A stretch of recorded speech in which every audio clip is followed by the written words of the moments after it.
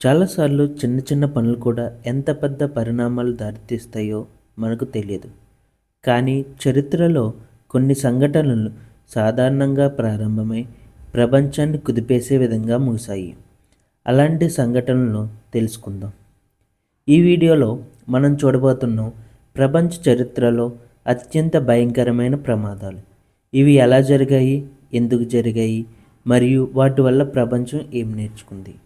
So let's start our video. మొదటిది Chernobyl disaster 1986. 1986 April 26న ఉక్రెయిన్లోని చెర్నోబిల్ న్యూక్లియర్ పవర్ ప్లాంట్లో సాధారణ సేఫ్టీ టెస్ట్ జరుగుతుంది. కానీ ఆ రాత్రి చరిత్రలోనే అత్యంత ప్రమాదకర న్యూక్లియర్ విపత్తు జరిగింది. రియాక్టర్ నెంబర్ 4లో జరిగిన పొరపాటు భారీ స్టీమ్ ఎక్స్ప్లోజన్కు దారితీసింది. ఆ పేలుడు శక్తి ఎంత భయంకరం అంటే రియాక్టర్ పైభాగం గాల్లోకి ఎగిరిపోయింది. అందులోని రేడియేషన్ హీరోషిమా అణుబాంబు కంటే 400 రెట్లు ఎక్కువగా ఉండి అది వాతావరణంలోకి కలిసిపోయింది. అక్కడ పనిచేసిన ఫైర్ ఫైటర్లు తమకు ఏం జరుగుతుందో కూడా తెలియకుండా మంటలను ఆర్పడానికి వెళ్ళారు. కొన్ని గంటల్లోనే వారి శరీరాలు రేడియేషన్ వల్ల కుళ్ళిపోవడం మొదలైంది. ప్రిప్యాట్ అనే గ్రామం ఒక్క రాత్రిలో ఖాళీ అయిపోయింది. ఇప్పటికీ ఆ ప్రాంతం ఎక్స్ప్లోజన్ జోన్గానే ఉంది. చెర్నోబిల్ మనకు నేర్పిన పాఠం ఏమిటంటే న్యూక్లియర్ టెక్నాలజీ ఎంత శక్తివంతమైనదో అదే సమయంలో అంత ప్రమాదకరమైనదో మనకు తెలుపుతుంది. రెండవది హిడెన్బర్గ్ డిజాస్టర్ 1937. 1937వ సంవత్సరం జర్మనీకి చెందిన హిడెన్బర్గ్ అనే ఎయిర్షిప్ ప్రపంచంలోనే అతిపెద్ద గాలివాహనం.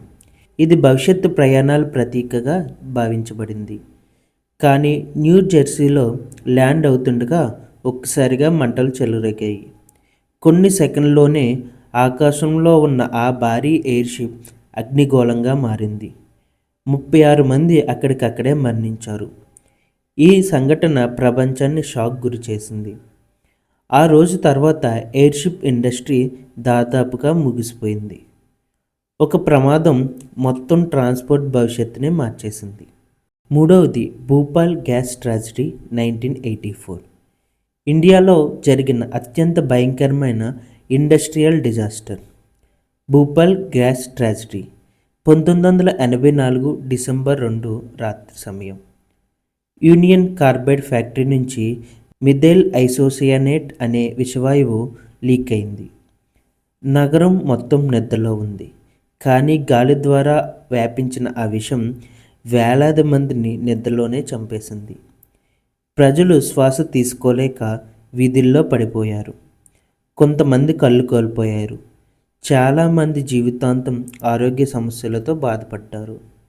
అధికారిక సంఖ్యలు వేరేలా చెప్పినా నిజమైన మరణాల సంఖ్య వివాదాస్పదమే.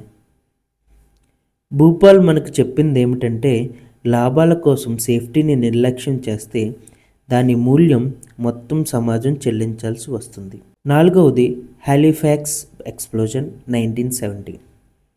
ప్రథమ ప్రపంచ యుద్ధ సమయంలో కెనడాలోని హాలిఫాక్స్ హార్బర్లో ఒక భారీ ప్రమాదం జరిగింది. భారీ అస్త్రాలతో నిండిన ఓడ మరొక ఓడను ఢీకొనింది. కొన్ని నిమిషాల తర్వాత భూమి కంపించేంత భారీ పేలుడు జరిగింది. ఆ పేలుడు శక్తి అణుబాంబులకు ముందు మానవ చరిత్రలోనే అతిపెద్ద ఎక్స్ప్లోజన్గా గుర్తించబడింది. 2000 మంది పైనే అక్కడికక్కడే మరణించారు. పూర్తి నగరం ధ్వంసమైంది. ఇంటి కిటికీలు కిలోమీటర్ల దూరం వరకు ఉన్న ఇంటి కిటికీలు పగిలిపోయాయి. ఈ సంఘటన తర్వాత పోర్ట్ సేఫ్టీ రూల్స్ ప్రపంచవ్యాప్తంగా కఠినమయ్యాయి. ఇక ఐదవది ద గ్రేట్ మొలసెస్ ఫ్లడ్ 1919. ఇది వినడానికి విచిత్రంగా అనిపించినా ఇది నిజంగా జరిగిన సంఘటన. 1919లో బోస్టన్లో ఒక భారీ ట్యాంక్లో మొలాసెస్ నిల్వ ఉంచారు. ఆ ట్యాంకు పేలిపోయింది. 25 అడుగుల ఎత్తులో ఉన్న ఈ తీపి ద్రవం వీధుల్లో సునామీలా దూసుకెళ్ళింది. 35 మైళ్ళ వేగంతో వచ్చి ఆ అల ఇళ్లను, గుర్రాలను, మనుషులను కొట్టుకుపోయింది. 21 మంది మరణించారు. చాలా ఇళ్ళు ధ్వంసమయ్యాయి. ఈ సంఘటన తర్వాత ఇండస్ట్రియల్ స్టోరేజ్ సేఫ్టీ నిబంధనలు మారిపోయాయి. ఇక 6వది ఛాలెంజర్ డిజాస్టర్ 1986.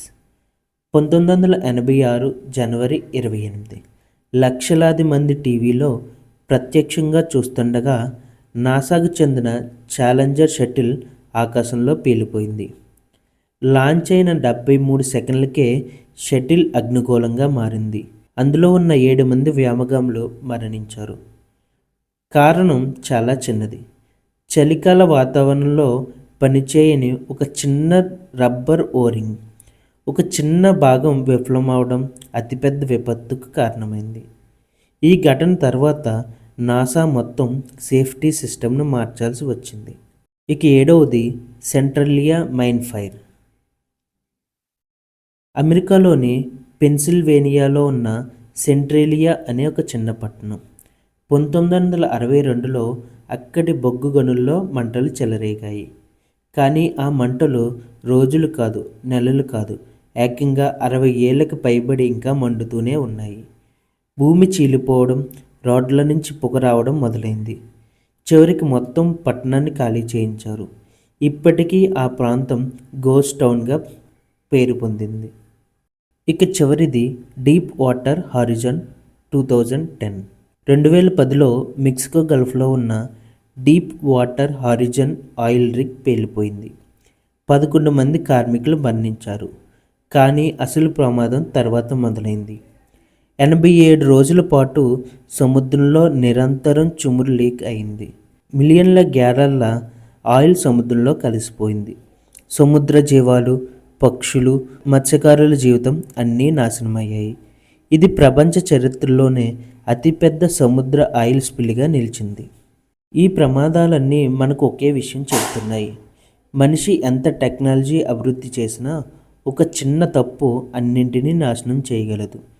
చరిత్రను మార్చింది యుద్ధాలు మాత్రమే కాదు, ప్రమాదాలు కూడా. మరి ఈ ఘటనలో మీకు అత్యంత షాకింగ్గా అనిపించినది ఏది? కామెంట్లో చెప్పండి.